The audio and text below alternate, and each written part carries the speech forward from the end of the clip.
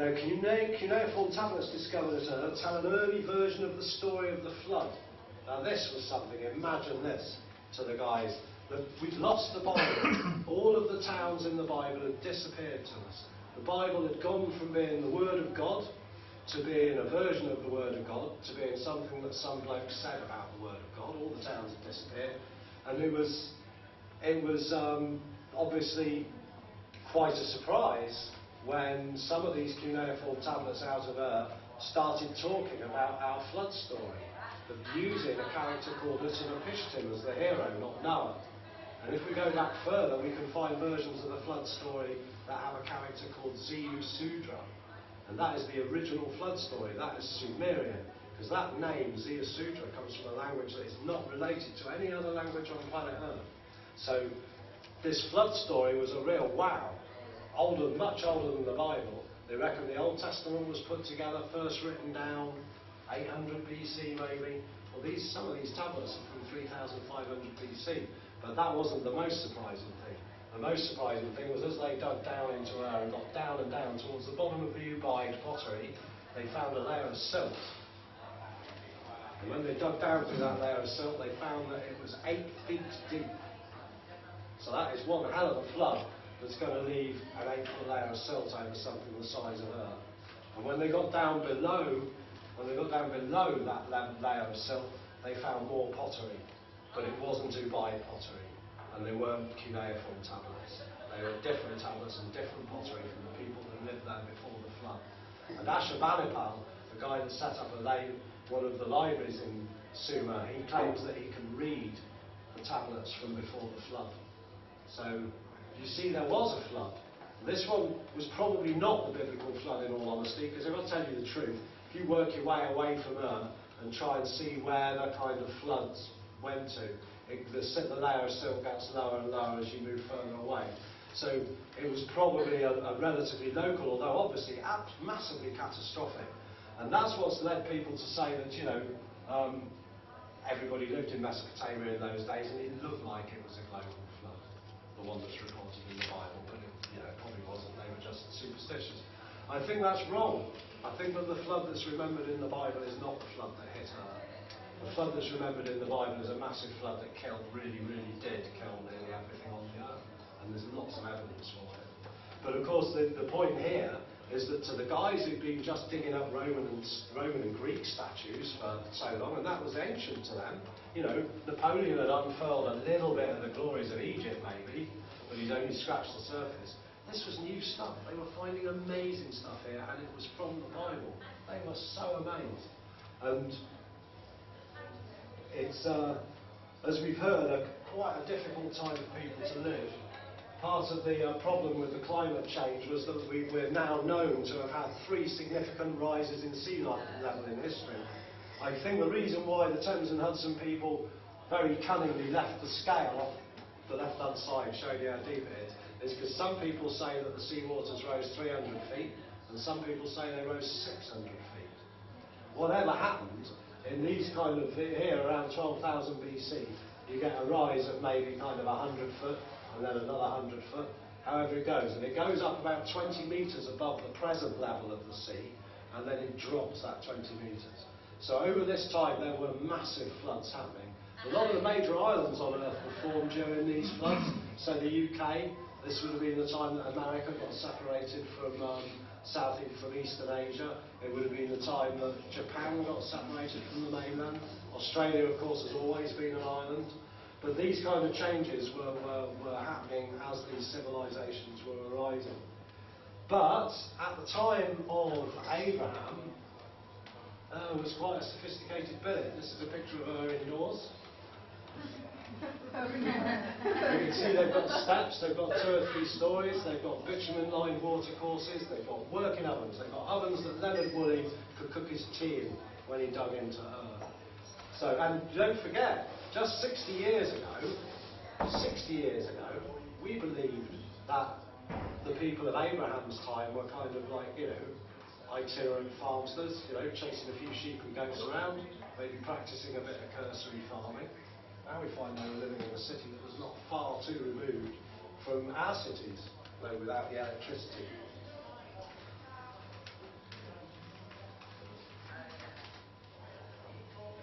So those were the first three cities down here, Eridu, and Eridu really. Ugaid is just the name of the pottery. There's a lot of important stuff found there that I'm not dealing with here. Then we look at all these green ones, and what we see is we see empire, basically. Every single one of these towns formed the same way as Eridu and Ur did. Somebody came and built a temple, and then they built a city around it.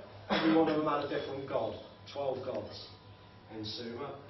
Probably the same 12 gods that we saw moving into the Greek and the Roman pantheon. If you look at the Greek pantheon, most of their gods actually come from the sort of southeast. They actually come from the direction of Sumer. So each one of these towns had kind of like had a relevant god in it. And this is where the Bible really starts. This is where they really discovered that they were dealing with the Bible, because the first empire on earth is described in the Bible. We hear how Seth, what happens is Cain kills Abel, and Cain gets banished, he gets sent away with the mark of Cain and told never to come back. And then we follow the line of Seth, of the patriarchs, and Seth walks in to a place called Shinar, and it says, now as they moved eastward, they found a plain in the land of Shinar where they settled. And they said to one another, come, let us make bricks and bake them in a fire. For stone they used bricks, and for mortar they used bitumen. Which is exactly what was happening in that ziggurat that we saw there. So these are, if you like, these are the earliest people envisaged as walking into Sumer. And as I said earlier, they spoke a language not related to anybody else on earth. And then almost straight away, within 600 years, you've got all of these cities there, and they're starting to fight each other for wealth and power and influence and all of that. And in the Bible, we actually hear about the very first time these empires. I'm going to give them the biblical names rather than the names on the map. It says, and Kish became the father of Nimrod, who was the first potentate on earth, and the first to be included in Nimrod's empire were Babel, Erech, and a place called Akkad, which was up here. So that in the Bible, we've now gone hardly any time at all, less than 1,000 years since the establishment of Ur and Eridu, and we've got ourselves with the first empire, and it's recorded in the Bible. That was a really pleasing discovery to me. I've now got a version of the Bible which translates all the old biblical names into the new names, so that you can see on the bottom that when it says Om in the Bible, it's talking about Heliopolis. But this was an amazing thing to the people who were digging the place up here. And Ur lasted all the way from 5400 BC to Nebuchadnezzar, who sacked Jerusalem, something like 500 BC. All that time. And you know, nearly everybody went there. Nearly everybody, all the people who ruled these empires, they went to Ur and they worked on the moon temple there, because it was the moon god Sin who was the god of Ur. And it stayed a central place, right until the point where its river ran away and deprived its people of water. But in the process of building all of these cities, Sumer itself came into being. Writing is one of the first things the Sumerians invented. We're not quite sure why. First of all, it was just pictorial, as you'll see, but it developed into quite a complex form of writing. There were other writings around at the time, but this is the one that really took off. They were the first to build cities. They were the first to do farming and irrigation. The way they did their farming, where there was no rain down south, was with irrigation. They were the first to do temples. They were the first to do bronze. Bronze is a mixing of copper and tin. Very, very difficult process. Tin itself comes from an element, an ore called cassiterite. And it is an horrendous process, getting the tin. And some very strange stuff. They started building quite big bronze items, and then as Sumer got a bit older, the bronze got really poor quality. And then at some point, they got a massive influx of bronze or tin from somewhere. Remember, they didn't have any of the metals necessary for doing this, but they came up thus with alloys. It wasn't long after the alloys that they came up with iron. Calendars were theirs as well. They did moon calendars mostly, but they had a pretty accurate solar calendar. They had the number 0, which meant they could do complex mathematics, they could do complex geometry. They were the ones who came up with the 12-hour day and with the 360-degree circle. They came up with international trade, geometry, waste wax casting, which is this beautiful, where you make something out of wax, and the kind of model, the wax model disappears and leaves you with a metal one. I've never quite been sure how it worked. They were the first to come up with the wheel, first as a potter's device, but then as something to put on carts. Over in Mesoamerica, the Maya came up with the wheel as well, but they only ever used it on children's toys. They never actually got around to making any practical use of it. These guys used it with considerable prejudice. Asphalt, petrol products, bitumen, all that stuff. It was lying close to the ground then. It's rumoured that they had 7 or 8 different words for asphalt. Very important stuff. And bricks, of course. So all of these things they invented, and then they vanished. We didn't even know they were there, because their script, their cuneiform script, was used by several people after them. It was used by the Babylonians and the Akkadians and the Assyrians. So we didn't know. These guys, they went from nothing to full-scale kind of cities and civilization in 650 years, and then vanished. It wasn't until the 1920s that we found out they were even there. These 3 are items that were found in a royal burial site at Ur from 3200 BC. Now, like humans everywhere, they just tossed their shit out over the walls of the city.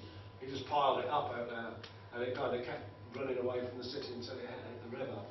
And their rubbish was all nicely biodegradable. So this royal funeral actually happened in 2,000 years of detritus that had been chucked out over the wall. And the entire court marched underground with all its donkeys and everything, the big trucks and all the servants and the gold, and committed suicide, did a Jonestown, basically a little cup of orange juice. Down they went, and somebody went in and tidied them all up, sealed the place with these massive limestone blocks, and no robbers found this one. So it was a massive find. And once again, up until this point, remember, we've been looking at Greek and Roman stuff. This was unbelievably more ancient, and in its way, unbelievably more flash as well. This is basalt, really difficult stone to work with, and they're doing these incredibly fine work. This is like gold leaf and carnelians and seashells and all manner of things. This is a game. They had several board games, none of which we know how to play.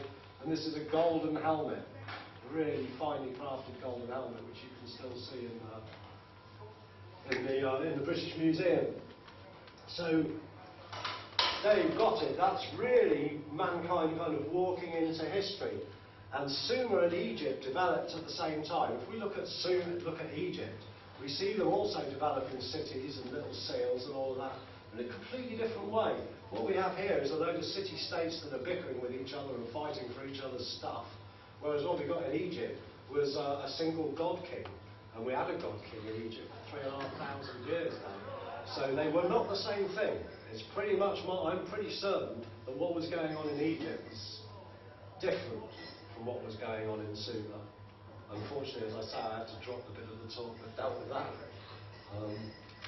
Sumer being really the more officially recognised one.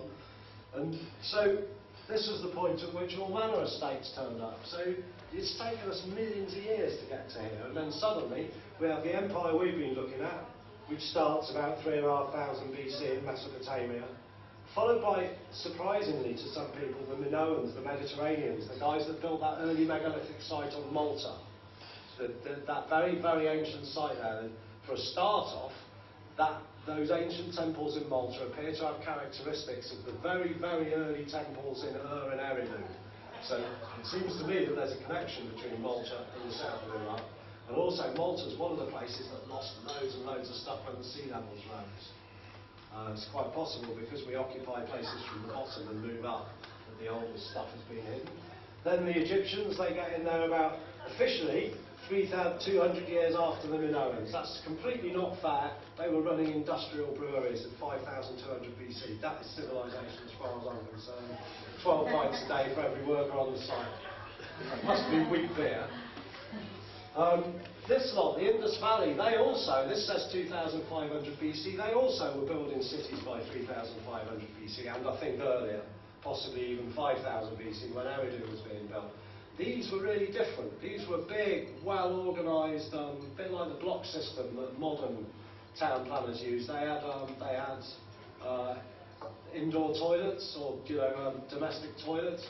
Very civilised, very different from what was going on, certainly here and in Egypt.